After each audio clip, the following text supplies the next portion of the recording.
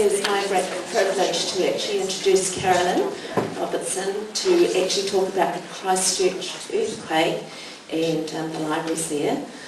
We had invited Carolyn to come and talk to us earlier in the year, but unfortunately another earthquake occurred, so I think she has twice as much to talk to us about now. So thank you, Carolyn. Thanks, Helen, very much. I can hear that I'm like, can people hear me down the back? Yeah. Okay. Thank you. It's just an absolute delight to be here. And I could say perhaps at last, because it's taken a little bit, but I thank the region for your perseverance and keeping on asking me. That's a bit like, that's what I've been doing, is saying, hey, I really want to come and talk to people, but sometimes it just doesn't work because of what's going on. So it's just, as I say, it's wonderful to be down here. You sounded like you were having a good time in your morning session. I could sort of hear a bit going on outside, and there's been a great babble going on over the break, and that's what's so great about these weekend schools, I think. They're just wonderful opportunities to get together and network and just keep that professional development going. And I see there's an opportunity with the revalidation, the journal this afternoon, so Lorraine's obviously driving this program to, for everyone to reflect on your learning while it's really fresh in your minds before you go to the bar. So I think that's great. So this is a very probably cliched little title, but in actual fact it was given to me. I talked to the Queensland Public Library Association back in September, and they said to me, what's your title? And I said, oh, it's something to do with libraries and earthquakes, fairly grumpily. And the wonderful convener of that conference came back and she said, how about shaken but not stirred? And I said, well, that's a good James Bond kind of line, so we'll go with that. So I thought it was quite cute, so I've kept it. Now, I've got a few earthquake shots in here that you will be, of course, very familiar with. But I put these slides in for the Queensland group just because they hadn't necessarily, I couldn't assume that they'd necessarily seen images. I think they actually had, but just of the destruction, of course the most iconic one being Christchurch Cathedral probably. So I don't need to tell this audience that you're aware that we've had major quakes. We've had a year of quakes. We've had, I'm not quite sure, somebody might know, does anybody know, has anybody been checking lately how many aftershocks since September the 1st last year? Thousands. It's somewhere in the 7. I've had 2 figures, and my husband Alan's over there because he's determined to sit, and I just decided I'd embarrass him. I asked him this morning if he could check it out. Somewhere between 7,600, 8,000, it's in that kind of vicinity, which is, even when you're living through it, it's hard to contemplate that, we've had that number of aftershocks, and the earth has been moving around as much as it has. But starting with that, if I just sort of bring it back to libraries for a minute, because you know the story of what's been going on in Christchurch. We didn't have much disruption in September. As you know, it was very lucky, nobody died. It was fantastic. It was given that we had a 7.1 quake. It was the time of the morning meant that injury was kept to a minimum and disruption, although there were a lot of damaged buildings.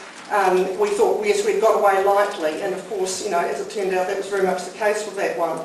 Our buildings were closed for about a week while we had them checked, obviously, and we did a fair bit of picking up of stock off the floors. But by and large, we were back up and running about a week or so after the September quake.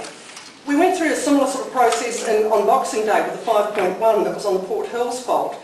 And I remember being in our Aotearoa New Zealand collection a day or two afterwards, picking up stock off the floor, taking twice or even 3 times longer than the shelvers do. So that's the library manager, it's just hopeless, but it was all over the floor. And we thought, yeah, okay, we're just, this is kind of what we're having to do really, I guess.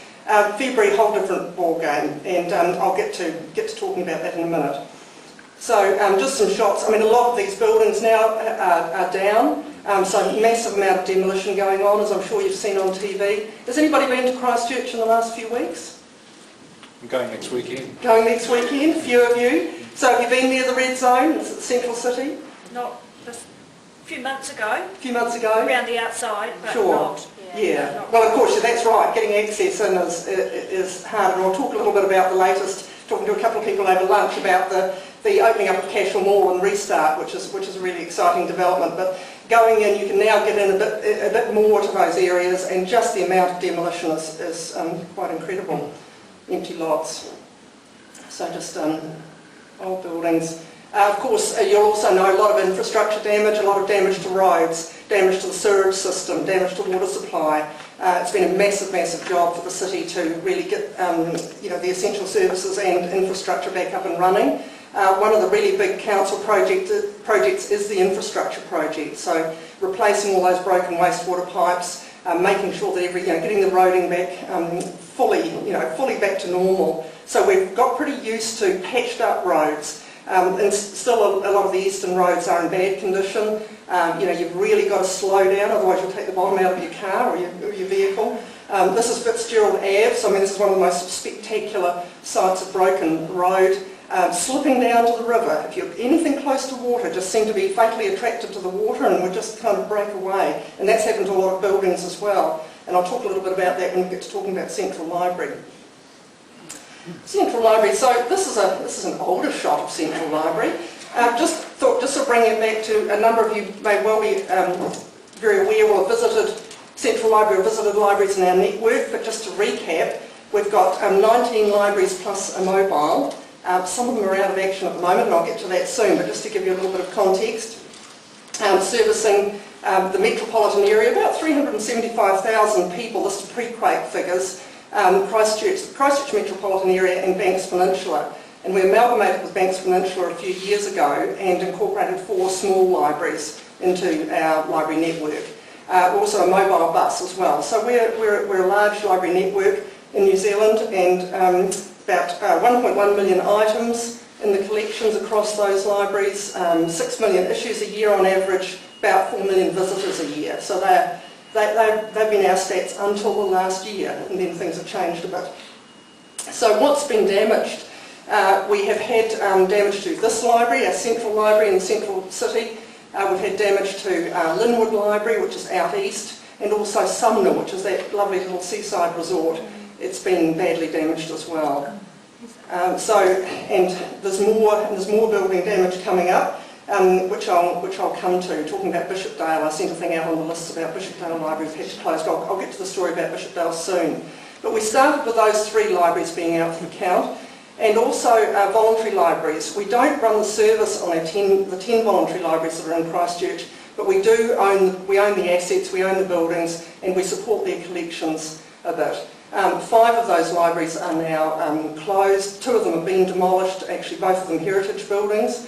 So there's been a real impact for those little voluntary libraries out there as well.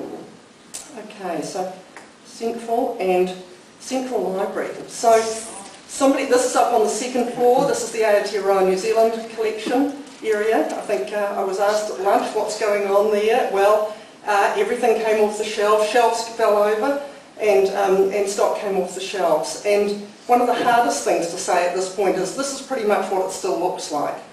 So we have not been able to get in there in any wholesale way and start dealing with this.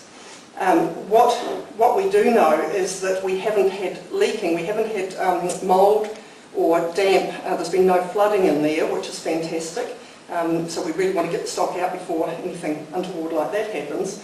So it's a dry atmosphere, even though the services have been off since February, and even though we've had snows, we've had some pretty hard weather for Christchurch standards, not for Otago Southland standards, but for Christchurch we've had a couple of really good snowfalls. We just had no idea what to expect. We've had very, very small, very limited access into the building. It's behind the cordon in the red zone with a yellow sticker on it, which so it wasn't.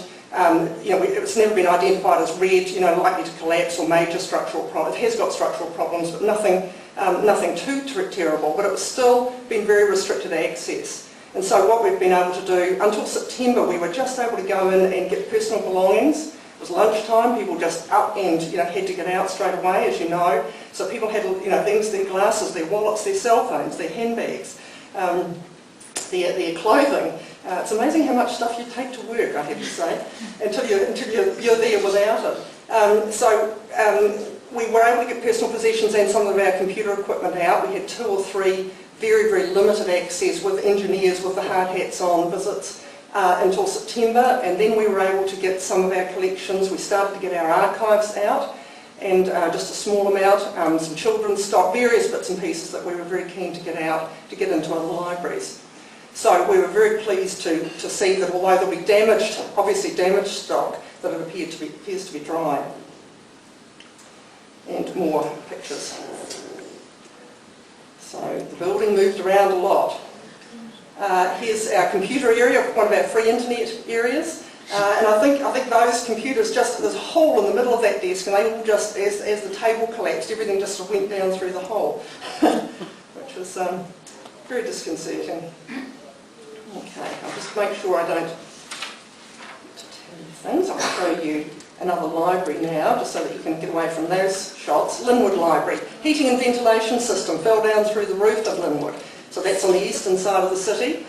We were very lucky that nobody was badly injured or worse in this library. It was not a nice place to be. We certainly had customers sustaining injury, but thankfully nothing too horrendous. But yeah, so you can see the scale of repair work needed there, and that's in the workroom. So, not great.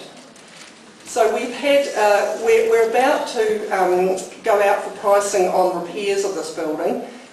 We did the engineers did the evaluations, and then there's been a second wave of assessments, which I'll talk a little bit more about soon, which has meant that they've actually looked at the structure from an earthquake-prone perspective. This is happening to all public facilities now.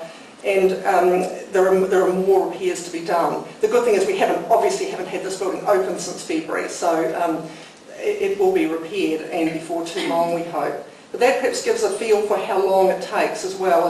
As you've been hearing with people in their own personal experiences with their homes, we're living through a similar kind of experience with our public facilities, just how long it takes to get the assessments done, for them to do the redesign, as they say. What are they going to do to repair when they're as substantial as these kind of building damage, and then what it's going to be how it's going to be costed, or what the costs are going to come out at, and then is it going to be economic to repair? So, and then it's the tussle with the insurance companies. So we're going through, in the city, we're going through a similar kind of experience to what a lot of people are with their own homes with that regard. And also what's happening with the land underneath is the other issue.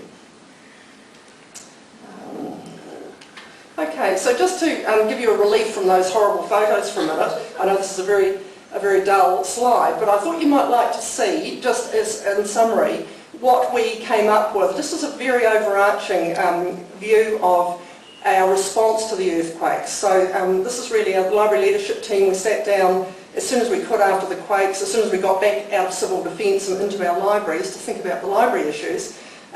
What are the most important factors here?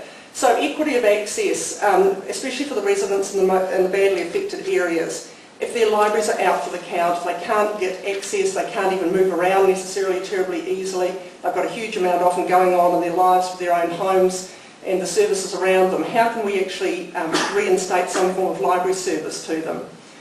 The whole thing of changing patterns of activity and location. I'm sure you're aware that businesses have moved, a lot of businesses had to move out of the CBD or where they were to different parts of the city. So what does that actually mean for where people are living and working, where children are going to schools? A number of, particularly the high schools, doubled up with other high schools from the east out to the west, which means that people's movements, where they spend their time, what they're doing changes. And really coming back to those core functions of libraries, what are we actually there for?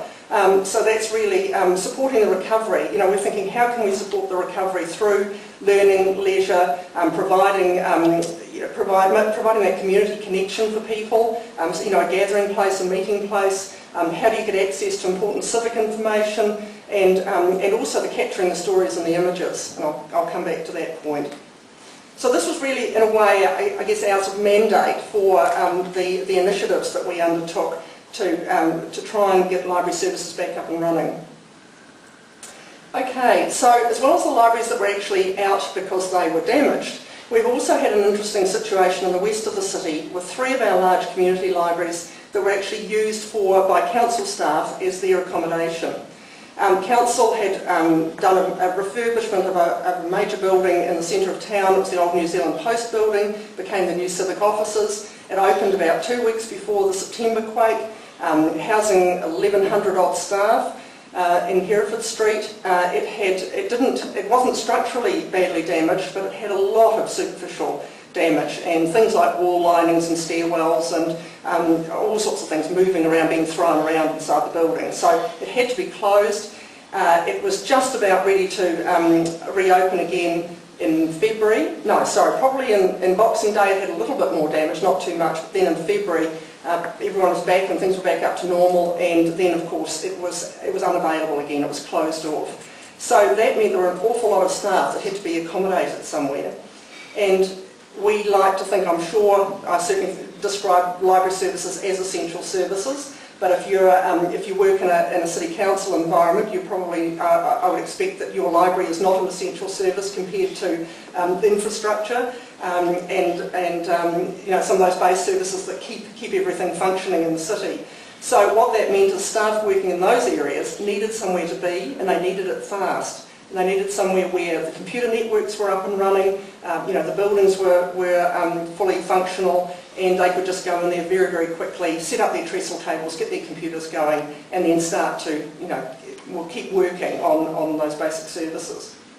Papanui was one of these libraries, and the shot up on the top left is of council staff being in there, again, in that kind of situation. I mean, we had hundreds of people basically in a building that we would, was not designed for that number.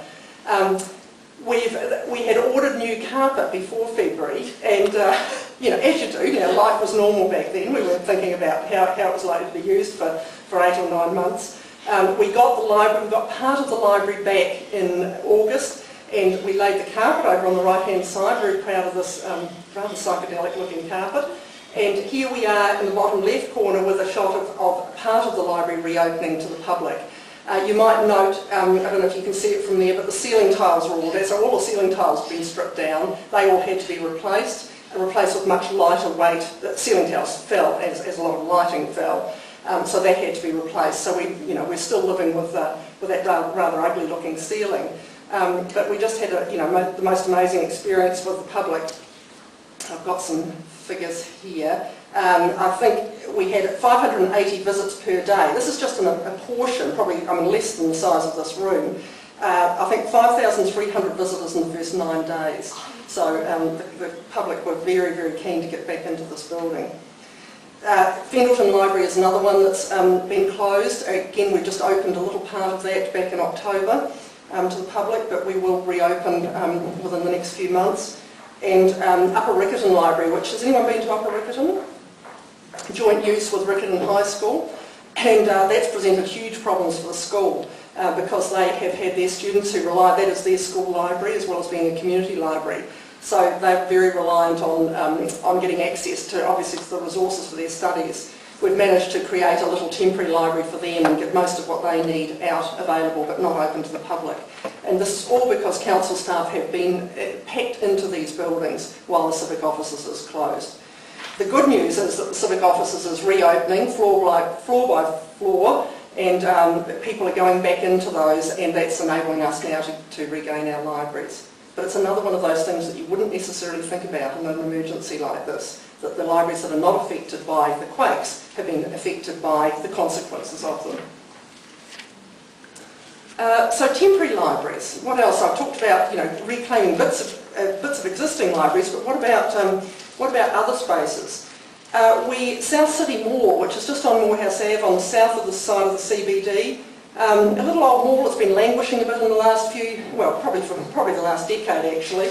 Not a huge amount going on there, but they were relatively okay. They had a bit of liquefaction, but they got the mall open again. And we thought, wouldn't it be great if we could just set up a little temporary library in this mall? It's a part of the city that's still accessible. There's a supermarket there. There are other shops that people need. It's on bus routes and so on. And so in 136 square metres, which is not normally a size that we would be whipping into to fill up with library stock, we've actually opened this little library. And people love it. In fact, when it's time to decant from here, I think we're going to have real difficulty. I don't know how we're going to. I'm dreading that's going to be a PR nightmare. People love the fact they can go to the supermarket as well. It's here. It's on major traffic routes, as I say. There's even been quite a few people going from the seaside suburbs of Sumner and Redcliffs. Their local supermarket, which is damaged or demolished, have been, I think it's New World, have been putting buses on to bring people over to, there's a big Pack and Save on Morehouse Ave and this New World supermarket that's nearby. So people are very happy about, and there's a children's playground inside and so on, so it's just working for people. Sounds like I'm doing a hard sell. We've got about 15,000 items, or probably 13,500 items actually in here. I mean, it's a very tight space. Not exactly the kind of gorgeous, living room library concept. It's more of a warehouse. But we've got a little area for children in the corner, and people are just flocking in. We've got wireless, and so everyone's parking up with their laptops and so on. And we've got free internet in there. What did I want to say to you about that? I think, yes, so far, this was September, so I think in September, about the first 3 months we had 23,000 people into this little library. We're also working on, by Christmas we'll open a library in Peterborough Street, which is about 1,200 square metres. So we've been negotiating on a lease to really get more of our specialised collections. When we start getting them out of Central, that's the bit I didn't tell you, we've actually now had some strengthening work done to the building, and we can start doing the wholesale retrieval of our stock out of Central Library. So I glossed over that very good bit of news. We will be exiting out here sometime next year when our lease expires, and getting this library going in Peterborough Street, so we can put family history material in, newspapers, magazines, our Maori collection, some of our world language collections, so those draw card collections from our Central Library. And we've got a glint in our eye about another council-owned building, if we can pull it off, probably about 1,200 square metres again, in another part of the CBD. So we will, while we're out of Central Library, probably for the next year or 2 years, we're thinking, while it's repaired, we will be setting up temporary premises. Linwood Mini. So Linwood Library, the one with that nasty looking ceiling with all its plant dangling down, we have set up a little temporary library in our bindery, our store, and where our mobile service is based in Smith Street in Linwood. We had a little room called the Red Cross room. You know those rooms where you've just dumped a whole lot of stuff, or we would sort stock for our book sale and so on. We cleared everything out of there. It's a small space, but we've set up a little library and the community is just loving it. The kids have really claimed it, including teenagers, as their own. And a really nice initiative too is we've worked with the Ministry of Education to have a collaboration where we have homework centres across the east, and where we have libraries open across the east, where they've put extra technology in. They've had teachers in there just supporting those children who are bussing over to the other side of town for their schoolwork. They're either away early in the morning, or they start school lunchtime. So when they're not at school, there's somewhere for them to go where they can continue their studies. And that's had mixed success, I have to say, but it's been really popular here at Linwood, and I think it was a really good thing to trial. Okay, so Bishopdale Library. Bishopdale Library was absolutely, and I'm using the past tense there, you might have heard that we've just had to close Bishopdale Library, I'll get to that in a sec. Bishopdale Library was absolutely humming, really, from it opened very early on after the quakes, and just been incredibly busy, and it really is a sign of where people's patterns of shopping, doing business, kids going to school have changed. Bishopdale, which was a fairly sleepy little older style shopping centre, just became a real hub, for a much bigger community than normal.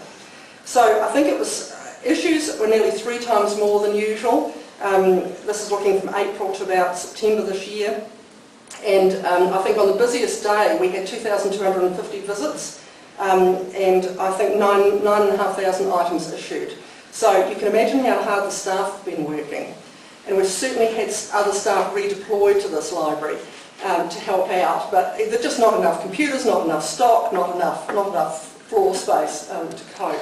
So it's been, it's been a wonderful example really of how important libraries are to people and how keen they've been to get back in and use the library and borrow the stock.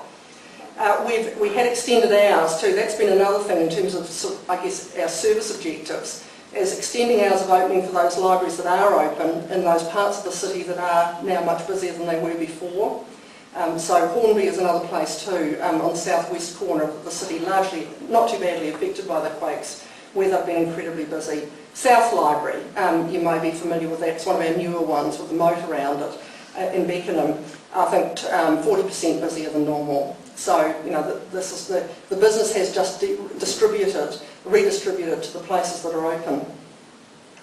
So, a little postscript on here. We had to close this library on the 3rd of November, although it was green-stickered after the February quakes, and we thought that there wasn't any major damage or issues. There's been a detailed engineering evaluation which has highlighted some structural problems, and the engineers have not been happy with it being occupied, so we've had to close that library down until it's had more checking and until its repairs are done, which has been a very tough little period really for everybody to accept that, to understand what's going on, how come it was okay to be in, now it's not, this is a lifeline for me, all those kinds of things. And just, for staff and customers it's been tough. However, bottom point there, the council's position is, we just can't take any risks. We're in the context now of the new building code, earthquake-prone assessments, the Royal Commission of Inquiry, are all our buildings, how safe are they to be in, what is going on when you kind of lift up the hill and do very detailed assessment. And so I think probably realistically we're going to face more of these closures and repair work done across our network. So yeah, it's just another day, another issue really. Lyttelton Library. Now Lyttelton, as you probably know, has sustained a lot of damage, particularly Boxing Day and then certainly in February with the Port Hills faults. And so a lot of the beautiful old historic buildings, heritage buildings in Lyttelton, are badly damaged or demolished. There's nothing intrinsically very beautiful about our library, but it's held up really well. It was closed here. This was perhaps a couple of weeks after the February quake, so it was still waiting to be checked to make sure it was safe to occupy. But everyone's gathered outside, and it's become a community meeting place, somewhere to talk, share information. What do you know? Here's some place where people could actually come. Different agencies were coming and distributing leaflets and so on because that's where the people were.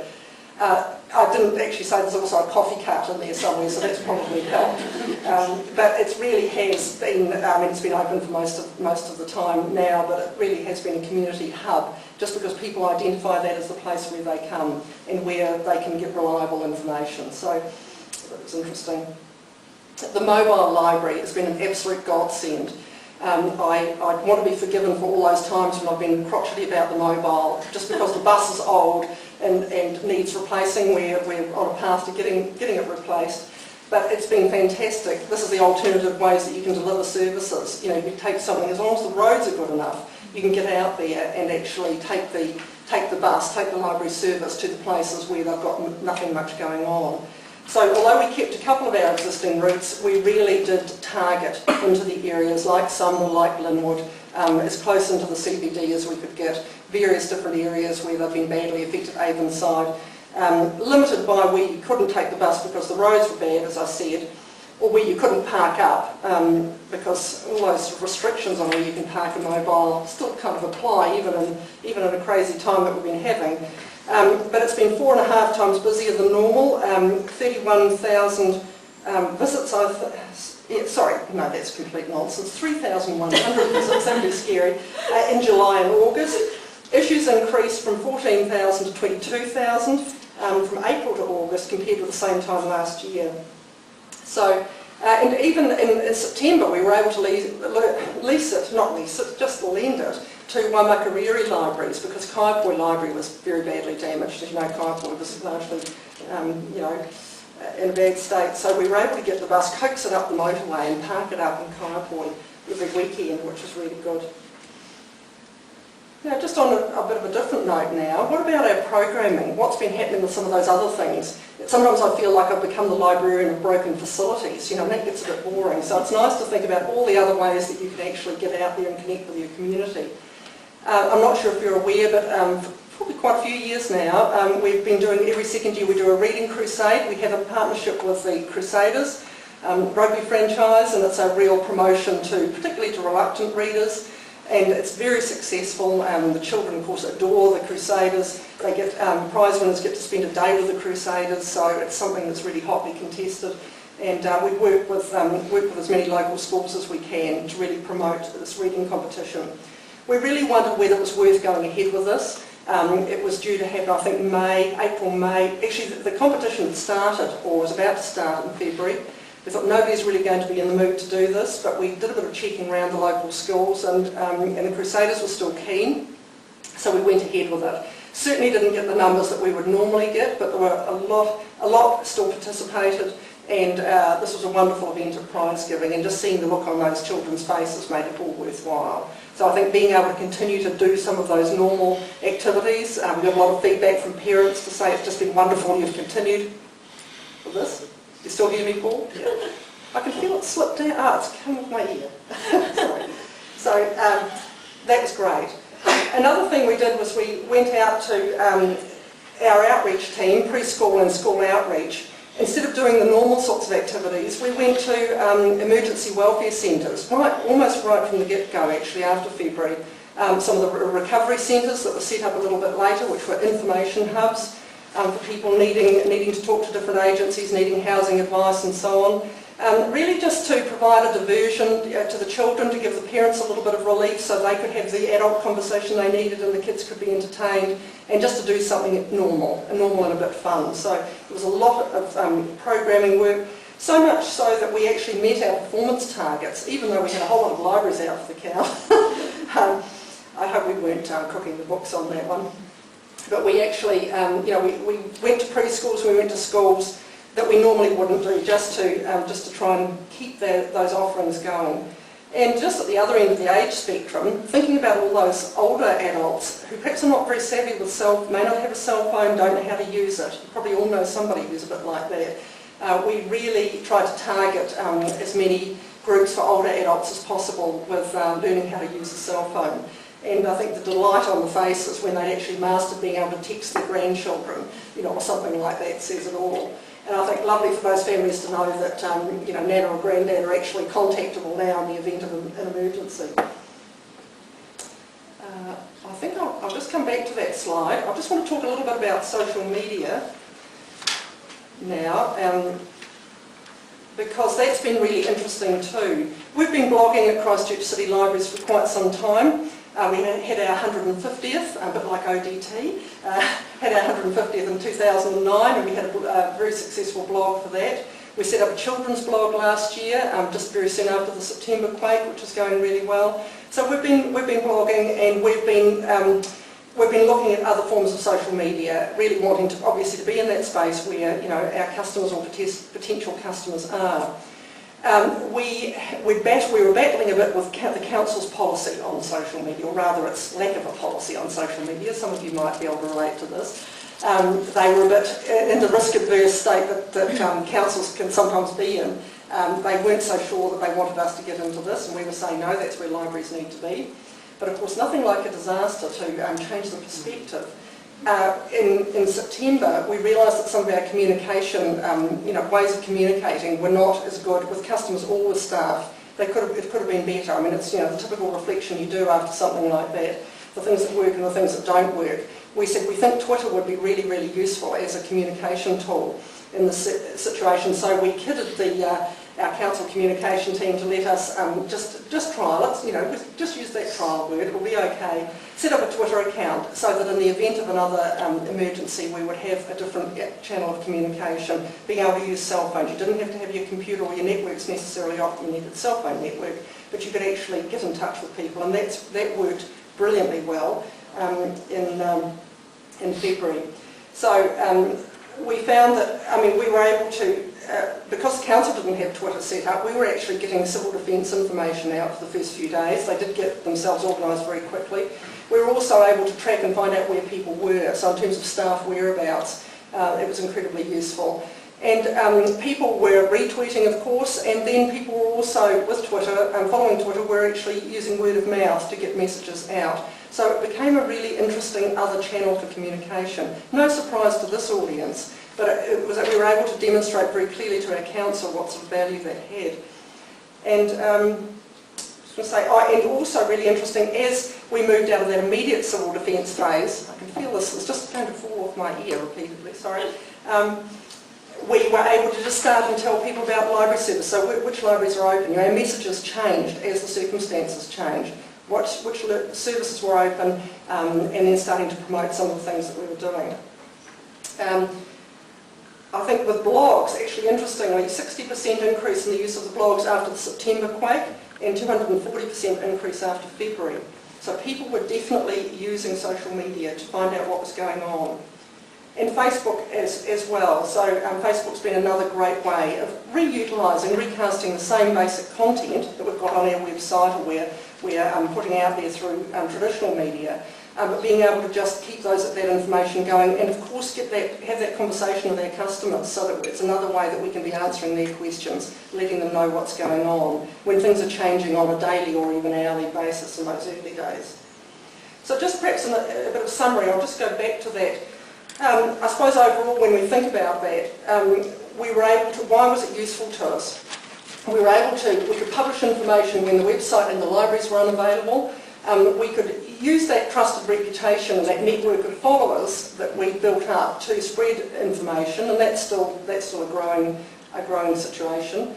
People could ask questions, as I've said, make comments, ask for help, and share information between themselves. And we could also use social media, and I'll come on to this next, as a place to think about the past and the future, so to start sharing the stories.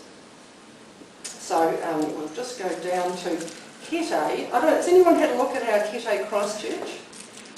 I don't expect you would have necessarily. I'm sure you've got plenty of other things to be doing. But we started, I guess another way of describing it is an earthquake archive, using the Kete software, the People's Network Kete software, to capture stories and images from the community. So people want to talk about their experiences. We really found after September people wanted to come into the library. As soon as we opened the doors again, people would come in, they would talk to each other, they would talk to us. We would talk to them about what we'd experienced. People would want to write things down. We started playing around with using a bit of recording equipment, so we could just do a bit of capturing people with a mic rather than having to write things down. And if they had written something somewhere, we could actually put it into this a little digital repository. Now that's developed into something more. It's grown legs, this whole area. There's an initiative, a collaboration called Seismic, which has been launched. It's a University of Canterbury initiative, which is a collaboration across all the major collecting institutions. So National Library are involved with this, Ministry of Culture and Heritage, Te Papa, the University, as I said, Ngāi and Christchurch City Libraries, and there are a number of other partners. And they're building a very, very large database, basically, or repository of stories, images, sound recordings, and I think it's really a really exciting collaboration. So we're a partner in that. We've got our Kete, and we're doing our own thing around what's happening locally and capturing our own local community stories. But the university have taken it another whole level again, and it will be a really, I think, a very rich resource for research. They've got a lot of data. Well, they will get a lot of data, which will be used as a basis for ongoing research for a long time to come. So if you're interested in Seismic, I haven't got the website details here, but if you Google it, I'm sure you'll find it. They've got Quake Stories, which is about this community participation and sharing what's going on, and also Quake Studies, as I said, capturing data and digital objects on quite a large scale. Carolyn, you might want to say it starts with a C. I see, yes, thank you, it does start with a C. CEISMIC. I think that's right, Helen, thank you. I should have put, but you will find it if you're interested. So another sort of jumping to another topic now, you may be aware that the council has been working on a draft new plan for the central city. So Sarah's responsibilities are very much around the zoning, around people and their residences, really the suburban situation in Christchurch. The zoning of the land, as you know, the situation for rehousing people and providing other opportunities for people to rebuild their lives. The council's been tasked with that infrastructure rebuild that I talked about before, and the design of a new CBD. And Jerry Brownlee gave the city a very tight time frame, about 9 months from go to woe to get this up and running. So he's looking to have a nicely bundled up draft plan, I think, in his Santa sack for Christmas. So that's what we're working to. This is the royal we, of course. Our strategy and planning team for council have been really driving this. working with getting ideas from the community, working with all the key stakeholders. So what else do I want to say about that? It's a fantastic opportunity really to reimagine how the city's going to be. The draft plan is available on the internet through the council's website if you want to have a look at it. It's the idea of a greener city, a lower scale city. I'm sure you're probably aware of this. Redesigned in terms of transport, a more people-friendly city. There's been some amazing input from the community. They had a share an idea concept which gathered about 160,000 bits of feedback before the plan was actually developed. Then the plan's been worked up, incorporating those ideas, and it's now gone back out through the standard consultation phase. And there's been some really good feedback through that as well. Not without its contentious moments, of course. There's plenty of different views about how the city needs to be, and you may have been aware the business community have been, a bit stroppy, and probably the council hasn't necessarily done everything it's needed to do either. But I think through all those conversations and debate and discussion, good ideas are flowing. So what does it mean for libraries? This is, for those of you who've been to Seattle, this is Seattle, not the inside of the Christchurch Central Library, but we've been able to certainly put forward thinking about what a new Central Library could be like for Christchurch and how it could play a part in the recovery and the rebuild. And this has been a fantastic opportunity. And the idea of the 21st century library, so I've been pushing very strongly for bigger space, different sorts of spaces, being able to have performance space, exhibition space, lots of learning spaces, all those things that we're developing and incorporating into our libraries these days, and thinking about the needs of the future as much as we possibly can, thinking about the digital library very strongly, as well as the changing roles of the physical space. So the councils love this idea. This is the good news, but of course nothing comes without a hefty price tag. So we don't know yet how a new central library will sit alongside all those other projects when central government actually get to review it and sort of decide what they're going to do. We are, just as I've been talking about a few collaborations, we have been talking with other players. For example, Department of Internal Affairs with National Library now and National Archives. They've also been affected majorly with their Christchurch offices, and very interested to talk about how we might do some things in a joined up way together and what that might look like for the city. So those conversations are continuing. What about people? Now I am getting near the end, if you're getting sick of the sound of my voice, so I'm going to stop reasonably soon. A few more slides and then we'll take questions. I should have said that to start with. Well, gone are the buns and the floral smocks and the twin sets. At least they're covered by the high-vis vests and the hard hats. So this has become a bit of a, this is the new uniform. A little bit different. It's been all about, I think, changing roles and incredible resilience and versatility. And changing roles, immediately after the quake, most of us were drawn into civil defence work because that was the immediate focus, that's where we had to be. So that bit on our job description that says other duties as required became suddenly very, very real. And and we're working in all sorts of areas, so welfare, which is where I was and a lot of my team, demolition, not in doing the demolition, but supporting some of the admin around that, communications, showers for the public. I don't think we were distributing portaloos, but we kind of got close to it at times. Cordon access for business owners and others needing to get in behind the red zone. Dealing with very irate and upset people at that point of them getting contact and trying to keep people calm. And Operation Suburb, which is where a lot of people in property area went out, looking for building damage just immediately after the quake, just trying to assess what the scale of the problem was. And we had library staff going out and other council staff, really from the people side, are you okay? Is there anything you need? Do you have family networks and so on for the elderly? So, huge experiences, I have to say, for so many of us. And what else? Also, I guess, losing your workplace. If you think about Central Library, we had probably about 120 of us actually located in that building. So out of your workplace from 22nd of February. I've just got a an office as of about a week and a half ago. For the first time, I've been parking up somewhere, as have a lot of our other staff, just in temporary places, hot desking and finding somewhere to be.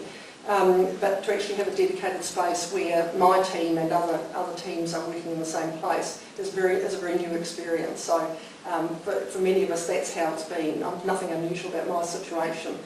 And a lot of redeployment, so people out of their workplaces and also needing to be working somewhere, and just as our libraries got up and running, going to the Bishopdales of this world, or the Papanuis when they reopened. It's been moving around, quite often working in different kind of work as well. And we've had people on secondment too, as well as those sort of civil defence secondments. Our abilities, I guess, with communications. We've had people in the communications teams, some working in our strategy and planning teams. A whole raft of different roles. So web team, council web team, so where we've got transferable skills. But I think one of the things that's really struck me when I tried to get staff back after a few months, I said, well, perhaps we could get so-and-so back from Gordon Management now. Oh no, they're too good, I can't do without them. And to me, what that says, it's about customer service skills and that ability to be, the interpersonal skills relating to people. So I think that's a really good message. So just to give another personal example, here's Robin. I don't know that I've told Robin about this slide, but I'm taking it around the place a bit. Robin Stewart is does anyone know Robin? She is our popular team leader, fiction specialist, readers advisory specialist. She's here with refuse management with a stop go sign. Probably feeling a bit harassed, thinking, are they actually going to pay any attention to me when I have the stop sign up? But here's an example of directing trucks at the Burwood landfill. So she didn't do that for too long, I have to say. But that's just an example of what staff have been doing. So, I can't pay tribute enough really to how well our staff have actually responded. I think the thing to bear in mind too is for a lot of people on our staff, their homes have been badly affected. Everyone's home has been affected, but for some their homes have been badly affected, or they've been demolished, they've had to move out of home. Partner may have lost their job, kids are going to school somewhere else in the city. All those things are playing out, of course, are happening to staff as well. So managing all these changes in your work life, on top of the changes in your personal life, has been pretty amazing. One of the real positives with that infiltration of the rest of council, of course, is infiltration. You get to learn some new skills, you get to make some new friends, meet some new colleagues, find out about what's going on in other parts of the business. That's been very positive for us, and it has been for other teams as well. So one of our council values is one organisation, and that's always a journey, isn't it? But it's something that we've all been working towards. But we've broken down so many barriers since February towards truly being one organisation, because we've all been working together in different ways. And just a few slides on just observations about, really I guess, about business continuity, disaster planning. We're still in recovery mode very much, so we haven't got to the point of being able to produce a beautiful document yet. We're just not there yet, but I can make a few observations.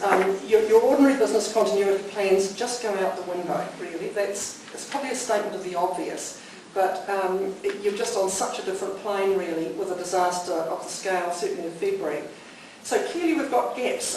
Because business continuity assumes some continuity. I think that's the thing. And when that stops or largely stops, it's a different ballgame. So we need to really have a disaster, a serious disaster action plan as a component to our business continuity plan that links between the ordinary business continuity and civil defence. Because civil defence, of course, took over as it had to do.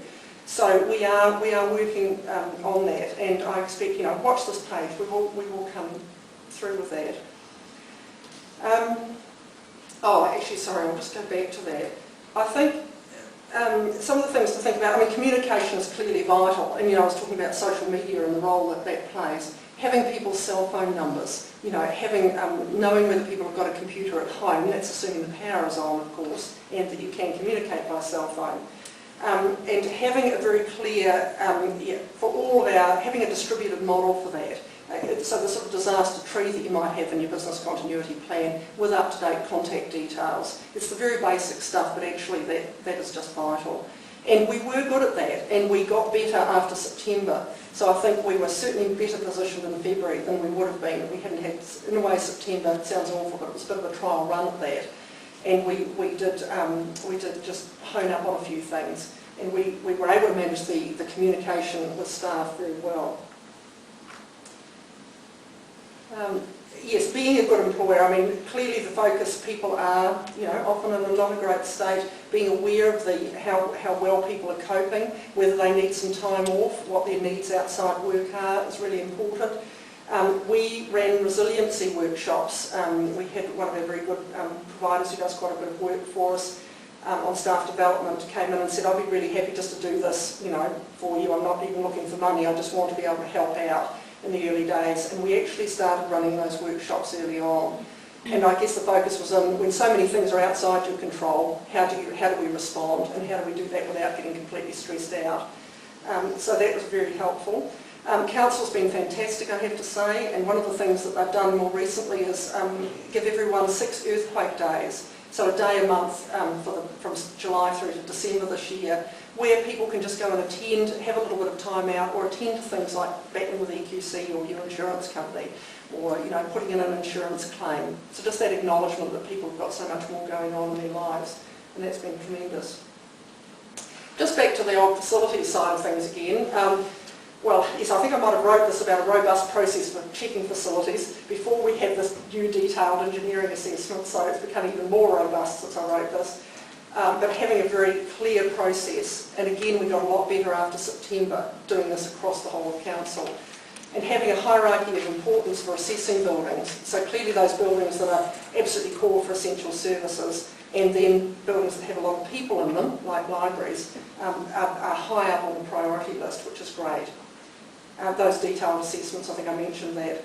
And having, really important, just on the sort of BCP side of it, to have a staff member who really knows about building systems, knows about contractors. You've got your up-to-date list for your contractors. You can let people into your buildings really, really quickly.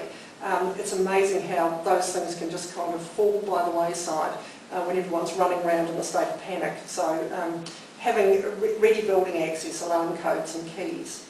Sounds, and it is so basic, but we've had plenty of examples of where this just hasn't gone as smoothly as we would have hoped. And you might have a contractor going across the city and we thought we'd issued them with a key, they didn't have a way to get into the building. So there's another day lost often. So they're all good things I think to think about. External server hosting. Yes, Helen, you'd be proud, you'd be so proud of us.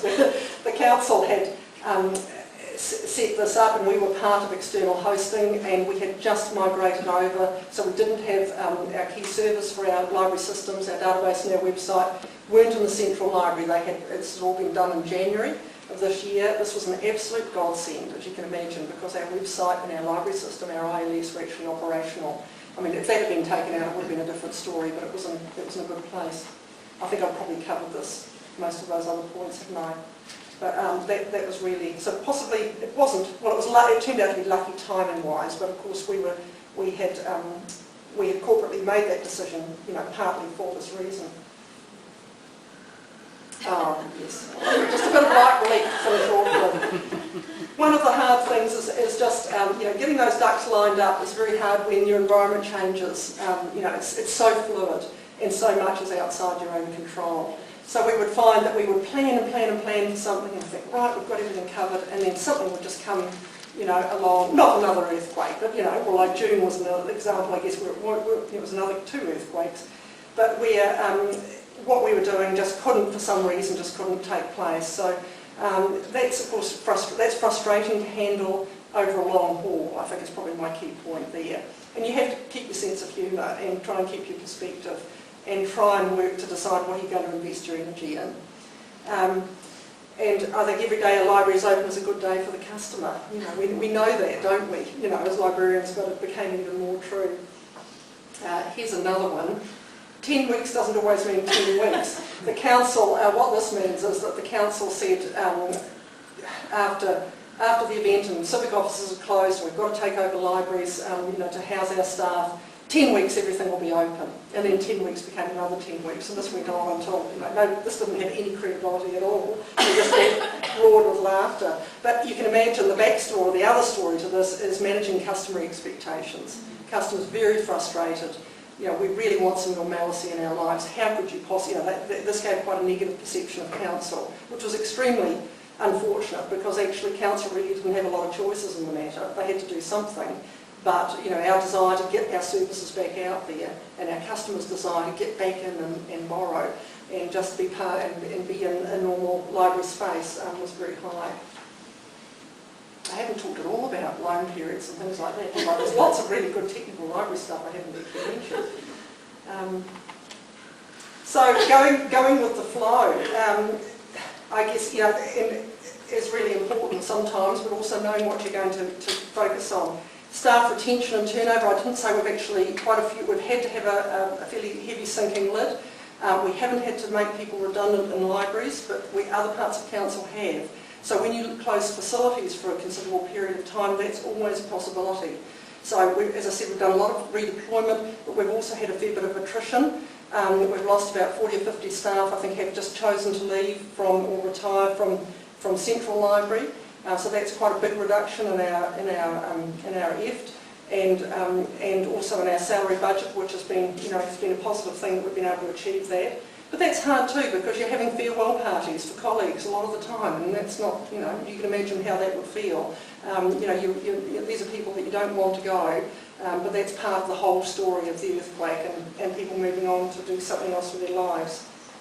So managing the turnover, managing redeployment has become a major part of our work, certainly for those of us who are in management roles.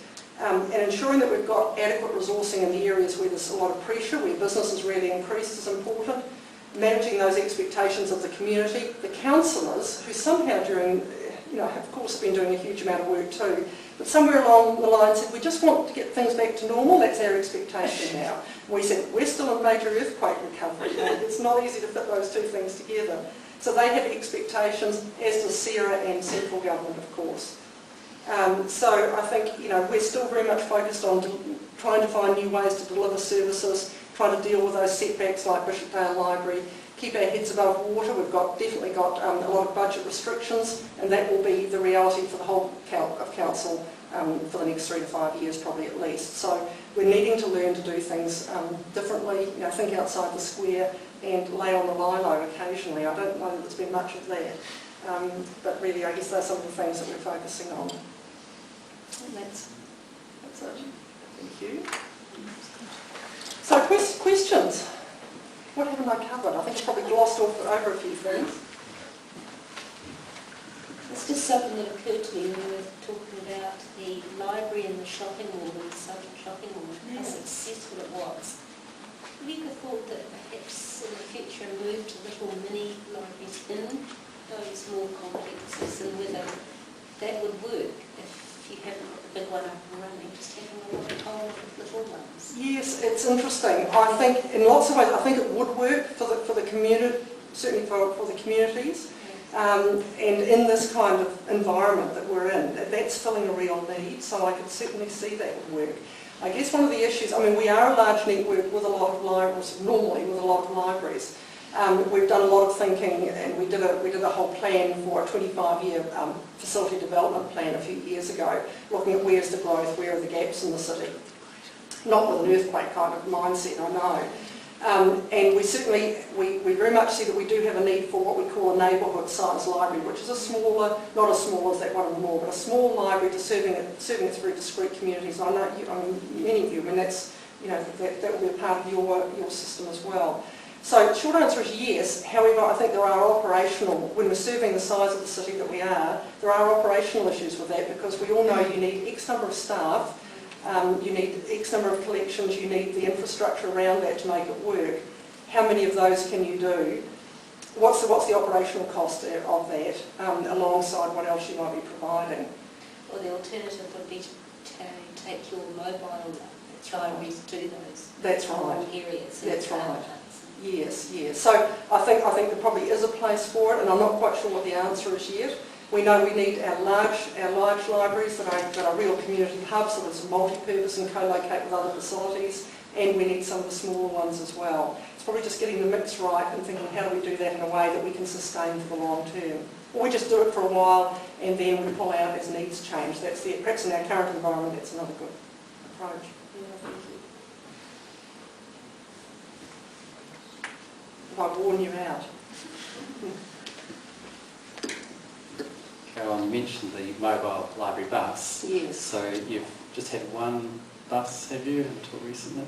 And is your thinking changing mobile services? It had actually changed before. It's a really good question. It had changed before the earthquakes. We have got in our current, in the last long-term council plan, we had money in for a replacement because the poor old thing is just, you know, it's a bit high maintenance on the mechanical side, as they get, because they want a car, as we know. So we were thinking that we would actually want to replace it with two smaller vehicles that were more, we could go more places, carry less stock, yes, but be a bit more agile, especially after we amalgamated with Banks Peninsula, and we thought we've got that rural community to serve as well, and some of you are probably far more knowledgeable about that than I am. They are different sets of needs from serving the city population. So that's been our thinking. I think it's just been reinforced by the earthquakes, that smaller, lighter vehicles that you can park up in different places, do some different things with. Having a couple of them rather than one large one is the way to go. At the moment we've lost our money for that as part of the cuts to capital expenditure, but we'll keep. We are exploring some other external funding sources too, so yeah. I think that is what we'll try and see what we can do that's different. In the meantime, it's been a godsend, and it just keeps on going, thankfully. Who else? Hi. Just following up on the question at lunchtime on the Yes. Central Library collection. Yes. So you said you're going to Peterborough Street. When is that happening? We are working. I haven't talked about RFID either. I must talk about that. We have. Sorry, that just popped into my head because that's what we're doing there. Hopefully the 19th of December. So that's what we would love to open it just before Christmas if we can. Especially as we've had Bishopdale closing, and we may potentially have other libraries closing for a short period. As I said, we really need to get those temporary locations online. And we've got an opportunity potentially in about 6 months' time for another one of an equivalent size on the south side of the CBD. But I'm not going to say too much about that yet because it's a twinkle in my eye, but I think our CEO's got some other plans as well, so we'll see where we get to. So you're physically moving the collections now? Yes. Yeah, now we will, in the next few weeks, we will start to get our collections out of Central. We've got a large warehouse in Southland that we've just got a lease on to put most of the collections in. Having said that, we'll put our archival and most precious heritage material in a recall facility in the city, on the edge of the city near the airport. So we've got a whole plan for what, you know, our priorities in terms of getting our collections out of Central and where they will go. And we've got, you know, people like the National Preservation Office very keen to help us with the specialist work. It's really just been the issue of getting access. It's not just, it's, you know, that's been our major issue, but we're very close to that. So getting those, as you said to me at lunchtime, you know, getting those really specialised collections, you know, you can imagine how desperate the genealogists are. You know, I mean, I'm surprised they haven't combusted. Yeah. Oh, they're coming down to you. That's right. So, yeah, so I mean, those collections which people, as we know, will travel for, you know, and magazines, and we've got a large magazine collection, largely in our Central Library, and so people are really missing those things. Actually, this is a really good point. Thank you, Lorraine, for that. Saying, for all of you who have been looking after our customers, providing free membership and returning stock to us and doing everything, I just want to say a huge thank you, because that the way the rest of the public libraries of New Zealand rallied after February and just did that, it's just been amazing. So yeah, really good stuff. RFID. Oh, RFID, yes, thank you. I'll come back to your questions. There's one over there, Paul. Yeah, we had been tagging. That's another whole story, really. We're planning to go live with RFID in a new library in Aranui, which is a neighbourhood-sized library, so a small one serving a discrete community, one of our poorer communities in the city. That was to open in June of this year. It's been put back. We're hoping we'll have it open by about July of next year. But we had got RFID. We'd started with a year-long tagging project to tag those over 1 million items, and we were going really well with that when February happened. We have continued. We very thankfully were able to hold that money, so we didn't get it drawn back into the central pool. And we have gone live at Papanui, and I've got a beautiful, not on Helen's PC, sadly, but I've got a gorgeous photo of a penguin, which is a kiosk, an RFID kiosk in the shape of a penguin for children or adults who have to stroke the fur on the penguin. So I really should send that to Helen. We can make it So we've got Papanui as the first library that's gone live. So the short answer is we've continued with our rollout, but with different libraries, with a delay obviously, but we've kept going with RFID. And Peterborough Street will be the next library. And as our large community, we're doing it through our large community libraries first, because that's where we get the greatest efficiencies. Very interestingly, the community have embraced it, and I think it's because they're so jolly pleased their library's open again, that, oh my goodness, what are you doing, staff, or you won't have a job anymore, I don't like change. All those kind of objections have kind of melted away.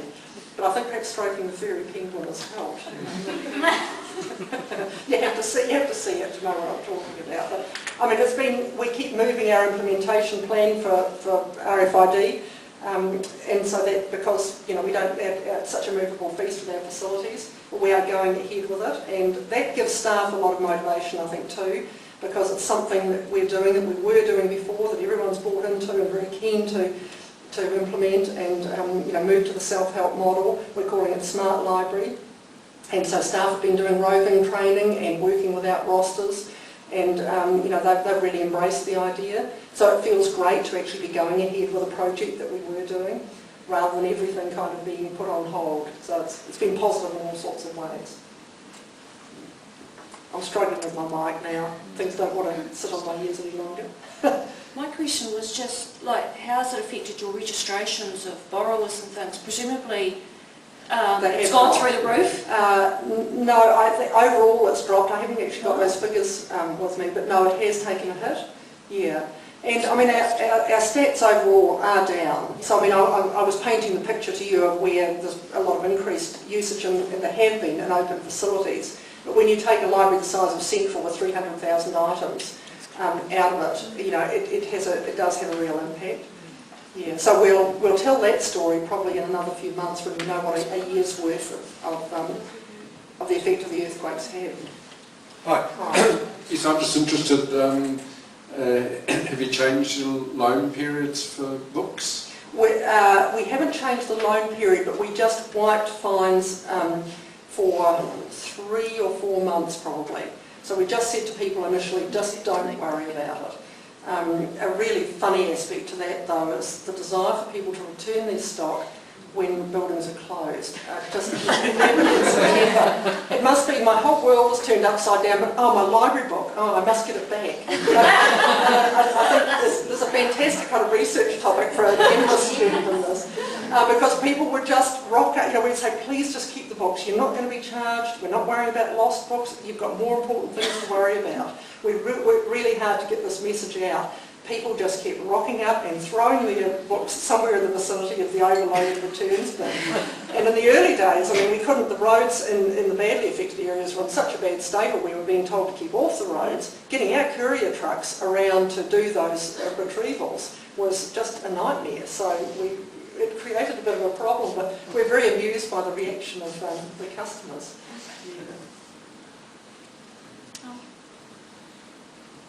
Just a question about the staff. You're talking about being a good employer and so forth, and people leaving for redundancies or whatever, and you haven't had to make anyone for attrition, but not redundancies. That's right. How did you cope with those changes in roles and changes in presumably hours and changes in working conditions and changing, because really good question.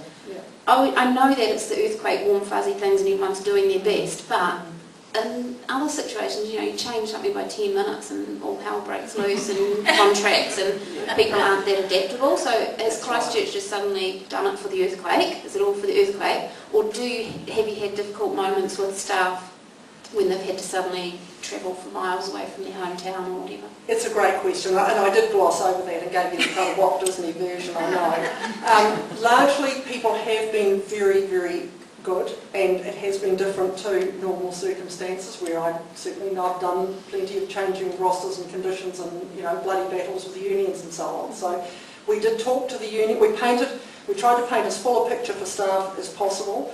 And it's in the context too of people being very worried that they might lose their job. I'm not saying we were capitalising on that, but they had that context. They were aware that some units in council staff, like the Kiri2, our Rec and Sport unit, Kiri2 complex, Centennial Pool, a number of big recreation swimming facilities taken out for the count, about 200 staff actually lost their jobs. There's been a new facility opened and a good number of those have been re-employed, but you can imagine, I mean, that's on top of everything else. That's been a reality, so that is probably the wider context. But we worked with staff to talk to them to explain why we really needed them to be as flexible as possible. You know, we would try and accommodate needs as much as we could, but actually we're in different circumstances. We worked that through with the union as well, and the union were remarkably, I shouldn't say remarkably, but they were thankfully understanding that we were requiring a greater level of flexibility. We also, fortunately too, at the time that we confirmed this redeployment for a year, we said to staff, we need to give you some degree of certainty at least for 12 months. And these are the staff whose facilities are closed, I'm talking about. We were able to actually open up, we had a hold on all vacancies. We had because we're a large system with about 400 staff people normally, less now. We had about 22 vacancies for community libraries that had been frozen. We were able to actually make those available and ring-fence them to affected staff. So people had some choices. They could work in a temporary facility like the Little South City Library, one of the other libraries, or they could apply for a permanent job across the rest of the network. So I think a whole raft of answers to your question probably, and talking, you know, team leaders talking to people, me being available to talk to people. I held a lot of open forums, sat down and talked about the situation with staff, heard their concerns. So, you know, not necessarily, I mean, those things are never easy because people have, you know, we all have our own anxieties, and when you add this uncertainty to all the other uncertainties, you know, I think some people really did find it very tough. But we worked hard to accommodate people's needs and try and find the best fit for them. In which we had some real vacancies and we had a pretty open process with the redeployment. Lorraine, you told me you were going to be good. You should never believe me when I say that. Carolyn, a thought just occurred to me when you were talking about, you know, how you obviously went to great lengths to look after your staff, and the thought popped into my head, who looked after you? Oh, he's well done.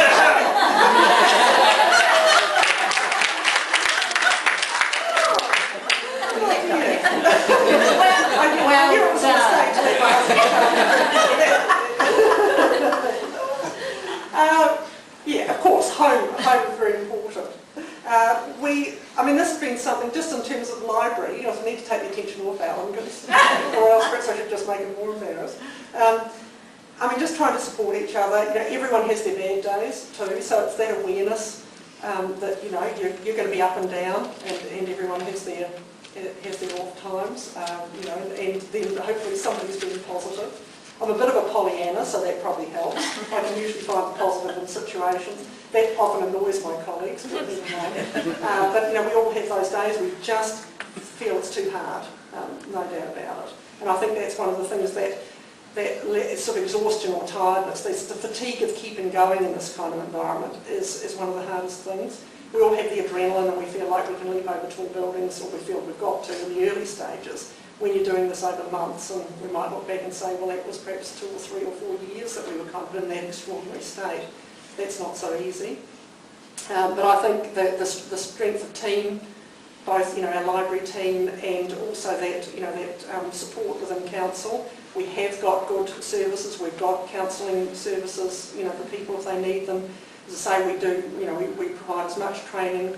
We've been able to keep our training budgets. That's been huge. You know, you've got to be able to keep doing those sorts of things and making sure that people are getting the support they need.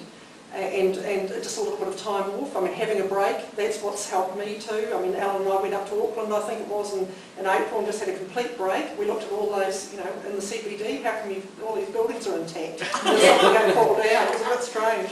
But just getting away every now and then, fabulous to be down here.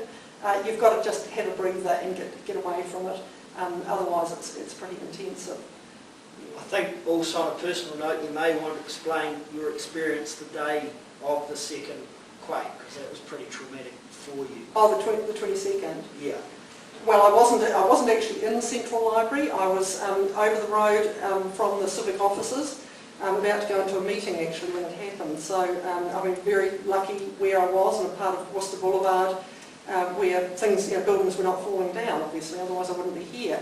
But we could see, you know, see the devastations of them, see the clouds of dust rising up over Cathedral Square, and realise that something was, you know, as well as being very frightened of the shaking, just that something majorly momentous was happening. And then walking home with a colleague, after some time we managed to get back to the Central Library and be sure that everyone had got out. So there was a huge relief, because you can imagine thinking, oh gosh, have people died in this building? I think as we started to realise just the scale of the destruction, and learning that no, everyone had got out safely, which was fantastic.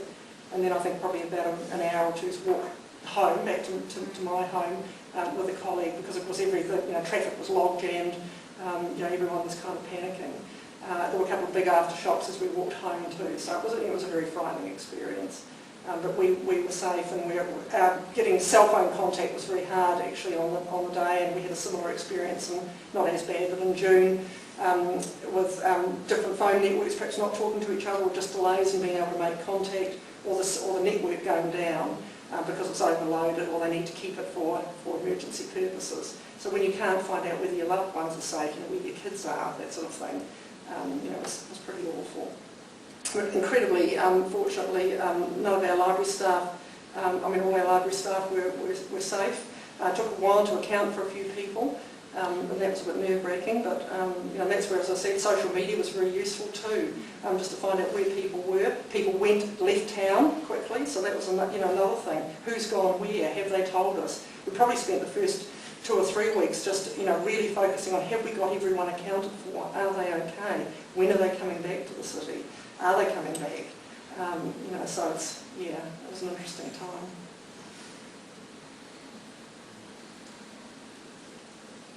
Shall I take my headset off now? I'm just interested to know, Carolyn, in terms of collection loss, is there a percentage that you could... Don't know yet, Linda, because we haven't done the assessment. So we have had collection loss, but we haven't been able to quantify Central Library. So I'll come back. I think we've got a whole story to tell about that when we get to the point of being able to get it out, evaluate it, determine what the size of our, you know, it'll be a massive contents claim. Actually, that's another point you just reminded me. So yeah, we're yet to really understand that. But we do know we've had loss. We've had damage of stock, of course, people who had our collections in their homes that has been, you know, irreparably damaged or whatever, but majorly damaged. So can't give you figures on that yet. Do you think that it's going to have an impact on when you get vaguely back to normal in a couple of years' time? The way that you dispense your budget, do you think that you might look at it, more of a digital? We are moving. That's a really good question. We're moving more digitally anyway, as most of us are, and we're not at the point. We're still working to get to that point. And I mean, gosh, that's a changing ball game too. And seeing you, moving into e-books. I mean, we're using Gone with Overdrive. We've got about 1,600 titles, and we're increasingly going to be moving in that direction, as well as other digital offerings. We have had, I didn't mention that, we've had a 20% cut already in our collections budget, so that's part of the council's budget reduction. But of course we've got some closed facilities, so actually we're still okay. I mean, but that will start to hurt. And just in terms of the range of offerings, so I think we're going to see that much more constrained budget happening for the next period of time. And that's going to, less duplicate copies, doing some things in a different way. We're really going to be focusing on. Yeah. And just the last thing, because libraries are, particularly the larger metropolitan ones, they're large institutions, and sometimes it seems to be interminable. trying to affect change. Do you think that the impact of this amazing disaster will have quite a lasting effect on staff and be able to sort of affect change more quickly? I think that's probably that's really what I was indicating when I talked about RFID coming in. I mean, we had a staff who were reasonably ready for that, at least in their heads, but it's never quite the same as when you actually go live with something. Seeing it, and it's only in one library so far, but seeing how staff have embraced it at Papanui and other teams are really keen to get on board, I think part of that is about them being in a different place and more receptive to change, thinking, yep, this is a positive thing, I've got all sorts of other big things to worry about, this is not such a big deal. So again, we'll have a better sense of that a few years down the track. The challenge for us, of course, is to harness that, collectively and all look for opportunities. It's also about staff thinking about different ways they can deliver services, so that it's not just a management, a top-down driven thing, but something that actually encourages us to be more innovative and have more grassroots ideas about change. This small-scale change, I think, is really important as well. So, yeah, I'd like to think so. Well, I'm just amazed at how what's come across for me and probably others is just how positive you've been in such enormous adversity. Thanks. Thanks, Rhonda.